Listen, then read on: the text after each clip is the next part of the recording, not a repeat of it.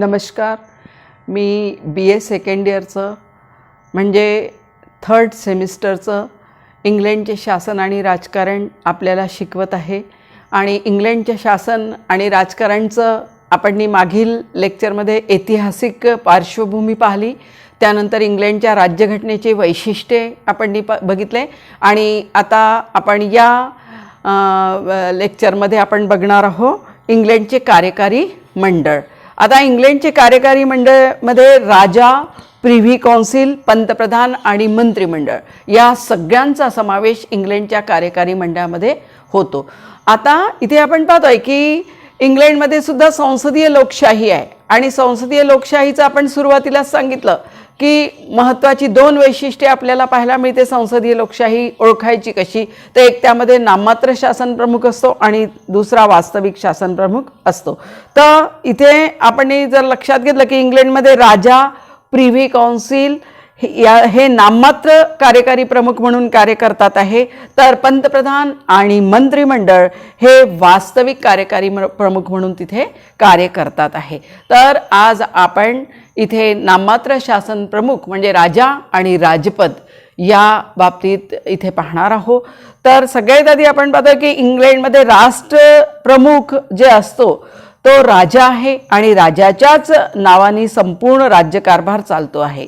राष्ट्रीय आधारावर राष्ट्रीय उत्सवात राष्ट्रातर्फे मानवंदना स्वीकार करण्याचं काम त्याच्याद्वारे केले जाते. पंतप्रधान आणि मंत्रिमंडळाची नियुक्ती करण्याचं काम त्याला करावं लागते. तसेच कॉमन सभागृहाचा कार्यकाल समाप्त होण्यापूर्वी जर कॉमन सभागृहाचा जर विसर्जन करायचं असेल तर ते अधिकार सुद्धा राजाला प्राप्त झालेले आहे. म्हणजे कार्यकारी मंडळाची संपूर्ण सत्ता ही राजाजवळ आहे.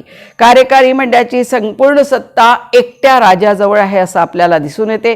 पण राजा खऱ्या अर्थाने राजाच्या नावाने शासन चालते, पण खऱ्या अर्थाने जर आपण पाहिलं तर राजा हा वास्तविक कार्यकारी प्रमुख नाही. कारण की 1688 मधील रक्तहीन क्रांती झाली, ज्याला रक्तविरहित क्रांती असं सुद्धा म्हटलं जाते. आणि यापूर्वी 1688 पूर्वी जर आपण पाहिलं तर राजा हा सर्वेसर्वा होता, तोच संपूर्ण कारभार पाहत होता. पण 1688च्या क्रांतीनंतर आपण पाहतोय की ती लोकशाही करण्याच्या प्रक्रियेला गती प्राप्त झाली आणि वास्तविक कार्यकारी प्रमुख आज आपण पाहतोय की पंतप्रधान आणि मंत्रिमंडळ आहे असं आपल्याला दिसून येते. म्हणजे आज वास्तविक कार्यकारी सत्ता ही पंतप्रधान, मंत्रिमंडळ आणि पार्लमेंटकडे हस्तांतरित झालेली आहे आणि राजाचे अधिकार कमी झालेले आहे. पण राजाचे म्हणजे आज राजा वास्तविक कार्यकारी प्रमुख राहिला नाही, तर तो नाममात्र शासन प्रमुख राहिला आहे किंवा झाला आहे.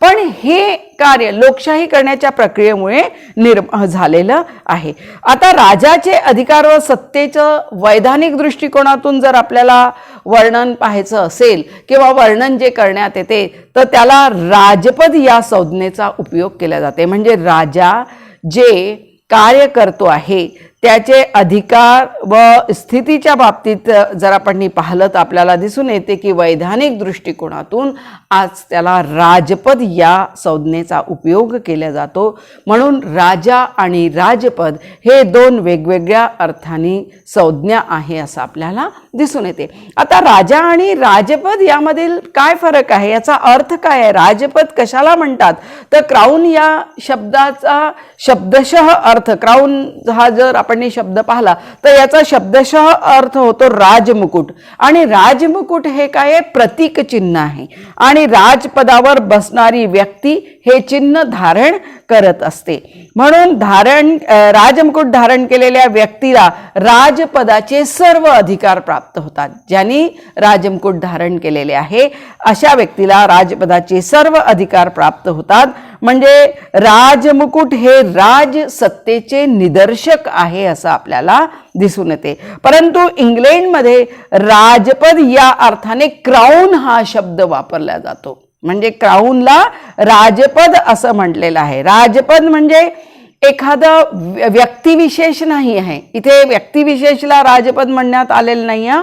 तर राजपदाची सर्व सत्ता उपभोगणारं जे शासन मंडळ आहे त्याला म्हणजे जे एक शासनाचं संयुक्त मंडळ आहे त्याला राजपद असं म्हटलेलं आहे.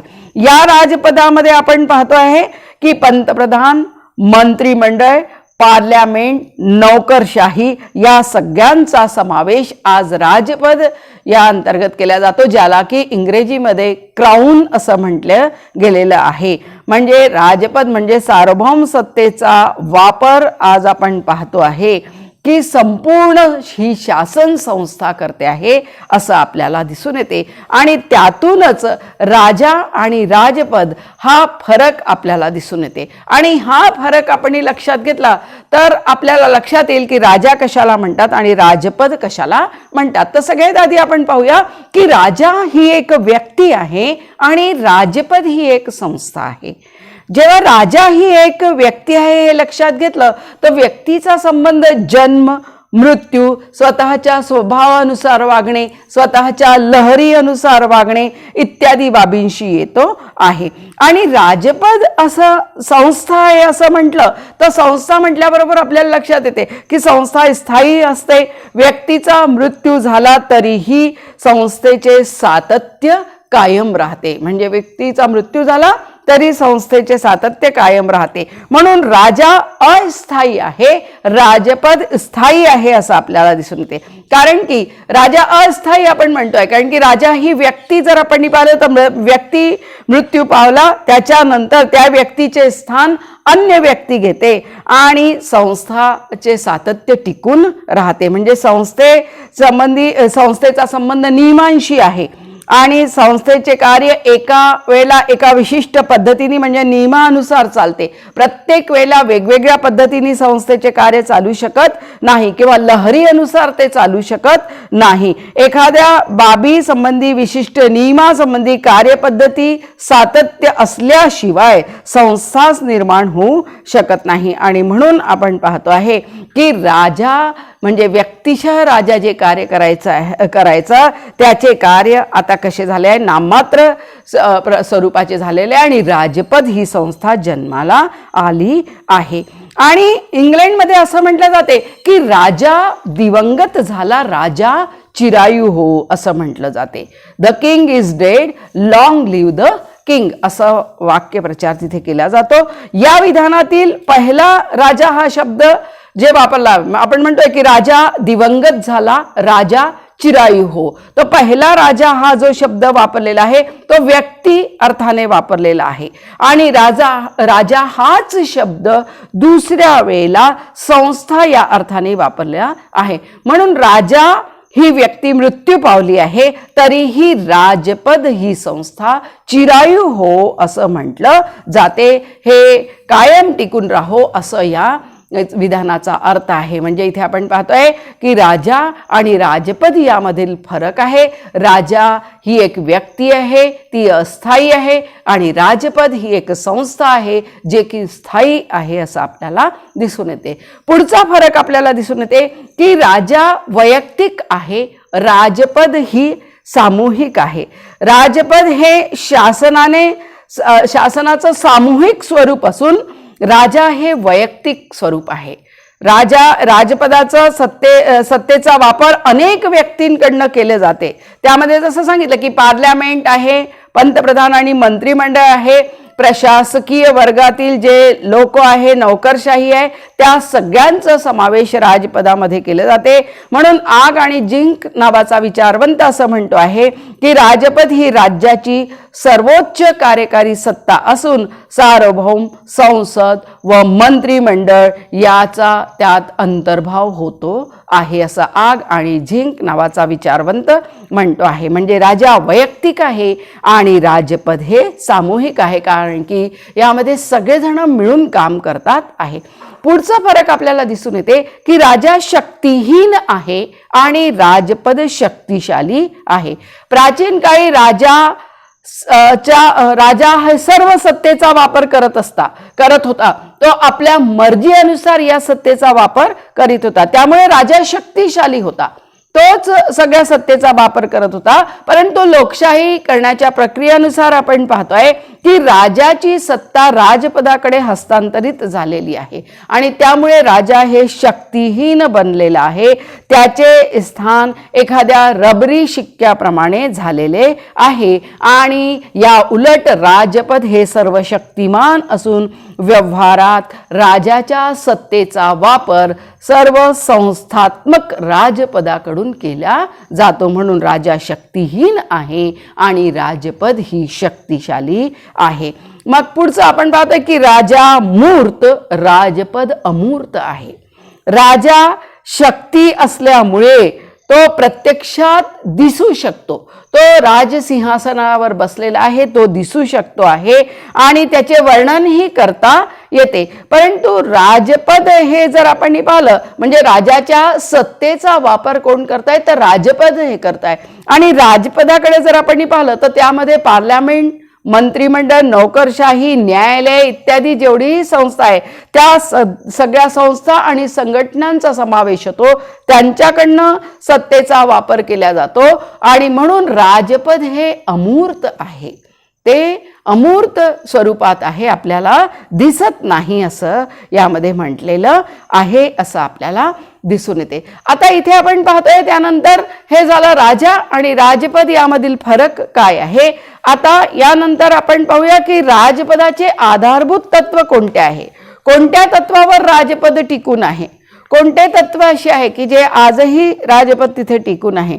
राजपद ही एक राजकीय संस्था आहे आपण असं म्हणतो आहे आणि याचा जर आपण नीटप्रमाणे जर अर्थ लक्षात घेतला तर आपल्याला दिसून येते की या संस्थेची आधारभूत तत्वे कोणती आहे, कोणत्या तत्वावर ही संस्था कार्य करते हे आपण पाहतो. कारण की इंग्लंडमध्ये म्हटलं जाते की राजा हा राष्ट्रप्रमुख आहे, त्याच्या नावाने संपूर्ण राज्यकारभार सुरू आहे, तो सगळे काम पाहतो आहे.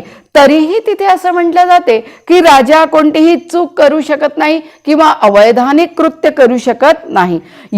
हे विधान जर आपण पाहिलं तर प्रथमदर्शनी आपल्याला चमत्कारिक वाटते की अरे इंग्लंडचा राजा सगळे कार्य करतो आहे, त्याच्याच नावाने शासन चालतंय, पण तरीही तो कोणती चूक करू शकत नाही, अवैधानिक कृत्य करू शकत नाही.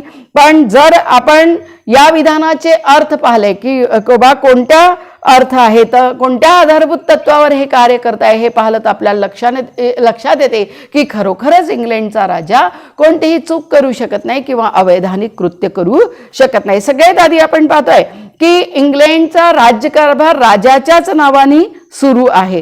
राज्यकारभार पण तरीही राज्यकारभाराच्या बाबतीत राजा व्यक्तिशः जबाबदार नाही, कारण राजा स्वतःच्या इच्छेनुसार राज्यकारभार करीत नाही.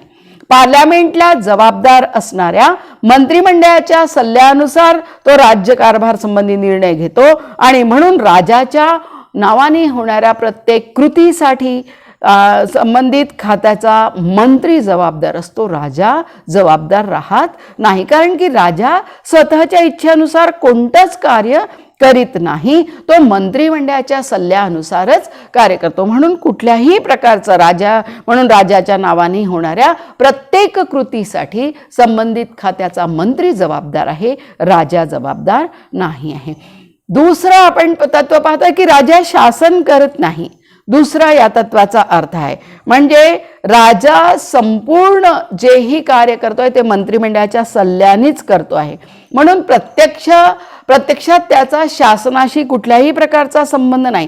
त्याच्या नावाने राज्यकारभार होत असला तरीही तो पक्षीय राजकारणापासून वेगळा किंवा अलिप्त राहू शकतो, कारण की जनतेचे निर्वाचित प्रतिनिधीच स्वतःच्या इच्छेने राज्यकारभार करीत असतात. म्हणून दुसरा अर्थ सुद्धा हे फार महत्वाचा आहे आणि यामुळेच राजपद तिथे टिकून राहण्यास मदत झाली आहे.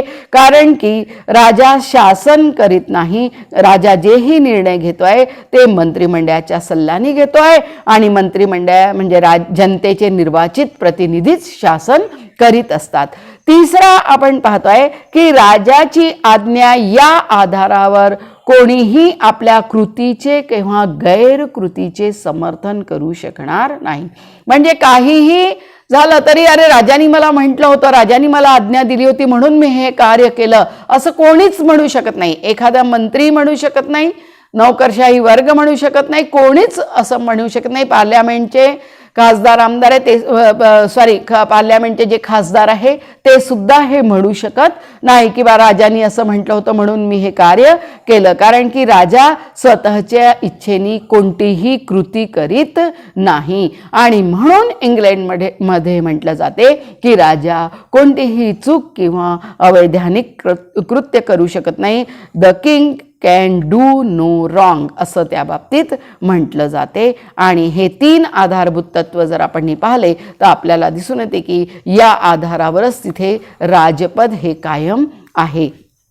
आता राजा आणि राजपद हे आपण पाहिलं. त्यानंतर राजपदाचे अधिकार आपण पाहूया की राजपदाला कोणते कोणते अधिकार आहे. आता आपण मागील वर्षी राष्ट्रपतीला कोणते कोणते अधिकार व कार्य आहे, राष्ट्रपतीचे कार्य व अधिकार जर आपण पाहिले तर आपल्याला दिसून येते की तेच इथे राजपदाचे कार्य व अधिकार आहे, राजाचे कार्य व अधिकार आहे. इथे तुम्हाला राजा आणि राजपद यामधील फरक स्पष्ट करा हा प्रश्न 4 मार्क्सचा विचारला जातो.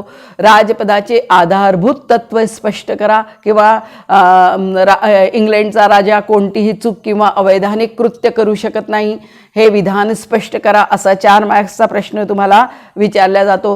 राजा आणि राजपद यामधील फरक स्पष्ट करा हा 4 मार्क्सचा प्रश्न विचारला जातो.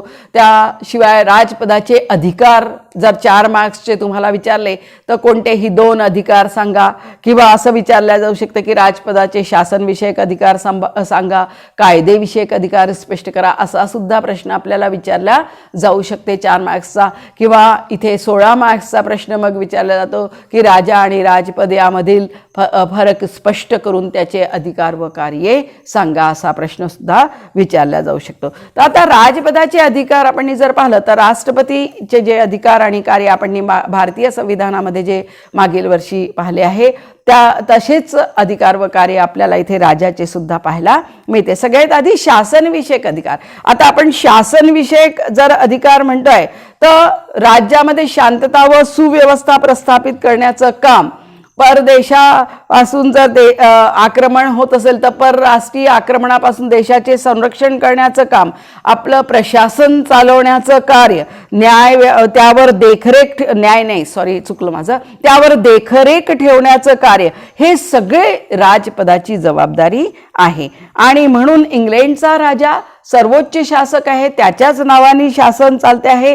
तर हे सर्व निर्णय राजाच्याच नावाने घेतले जाते. म्हणजे संपूर्ण जेही कायदे निघतात ते पूर्ण जे हुकुमनामे निघतात ते पूर्णपणे राजाच्या नावाने निघते.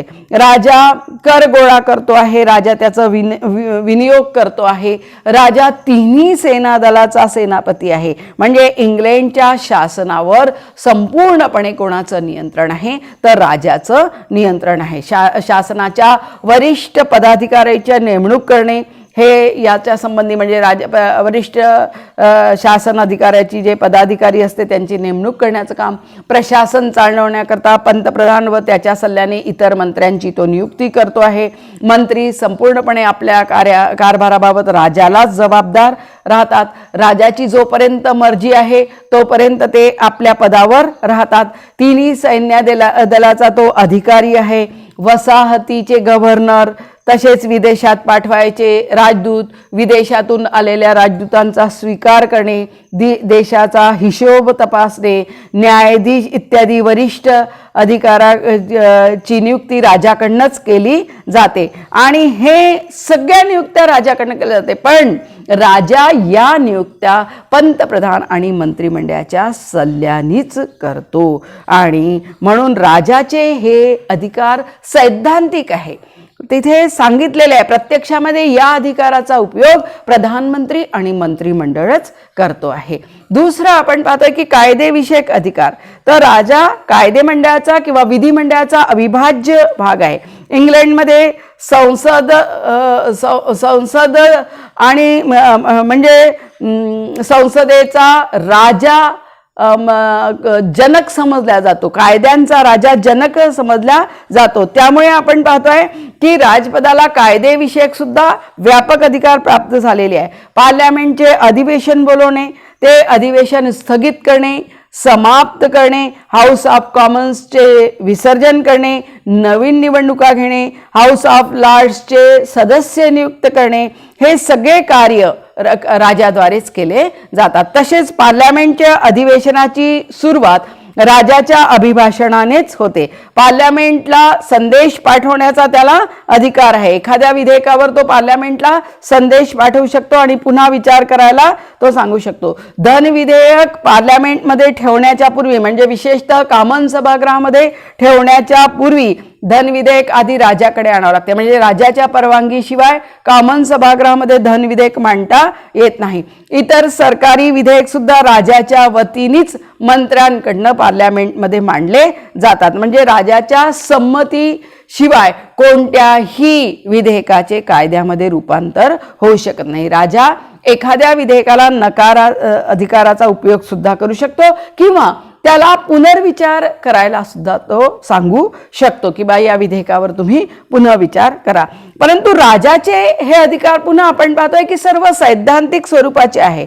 पार्लमेंटच्या अधिवेशनासंबंधी जेही निर्णय घ्यायचा आहे ते पार्लमेंटची कामकाज समिती असते, ते त्यांच्याद्वारे निर्णय घेतला जाते.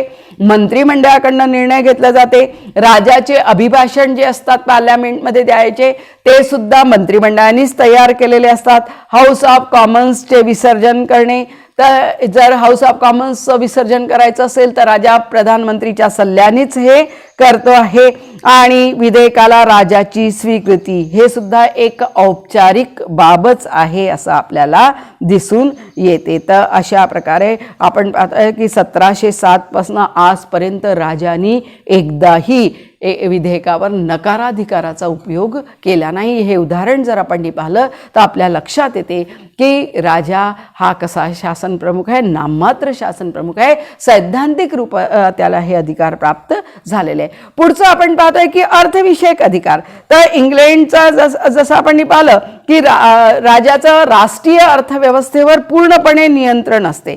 म्हणजे अर्थव्यवस्थेला संचालन करण्याचं काम राजाद्वारे केले जाते. वार्षिक अंदाजपत्रक राजाच्या पूर्व परवानगीनेच अर्थमंत्री हाऊस ऑफ कॉमन्समध्ये काय करतो, ठेवतो. म्हणजे आणि मग हाऊस ऑफ कॉमन्समध्ये त्याला मंजुरी मिळाली, म्हणजे पार्लमेंटनी मंजुरी मिळाल्यानंतर राजाकडनं पुन्हा त्याला अंमलबजावणी केली जाते. म्हणजे हाऊस ऑफ कॉमन्समध्ये धन विधेयक ठेवण्यापूर्वी राजाची परवानगी घेतली जाते अर्थमंत्रीद्वारे.